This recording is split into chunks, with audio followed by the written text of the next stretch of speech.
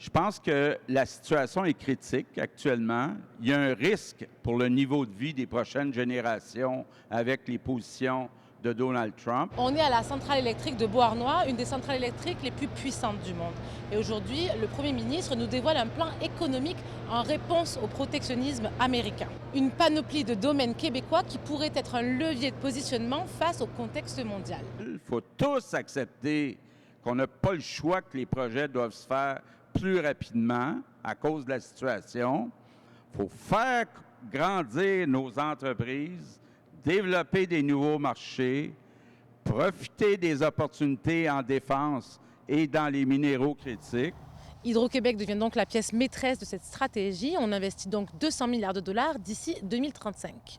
Donc, c'est pas nouveau que M. Legault voit Hydro-Québec comme un des outils économiques pour avoir une économie qui est plus résiliente, plus de prospérité, aussi faire face à la crise commerciale en créant des emplois avec des grands projets. Mais là, ce qui est nouveau aussi, c'est qu'on veut davantage mettre la Caisse de dépôt et placement du Québec à contribution dans ces projets-là, alors que la Caisse, ben, elle est censée avoir une certaine indépendance. Donc, ça aussi, c'est un élément de nouveauté. Quand on regarde cette vision économique, la question qui tue, c'est en combien de temps? François Legault réitère là des mesures déjà annoncées, un plan à saveur nationaliste qui se décline en 4 grandes priorités. Produire beaucoup plus d'énergie renouvelable, réduire la bureaucratie pour accélérer les projets, faire grandir les entreprises québécoises et diversifier les marchés au-delà du voisin américain.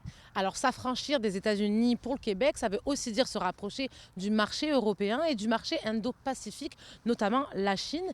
J'ai demandé au Premier ministre ce qu'il en pensait. Pour ce qui est de la Chine, bon, ça n'a jamais été notre premier choix parce qu'ils ne respectent pas toujours les règles du commerce en général. Par contre, moi, je ne suis pas content des résultats du Québec avec la Chine. T'sais, on a un déficit commercial d'une dizaine de milliards, on importe beaucoup, mais quand il vient le temps d'exporter en Chine, on nous bloque le réseau de distribution et tout et tout. Par contre, on ne pourra jamais faire un X sur un marché d'1,5 milliard.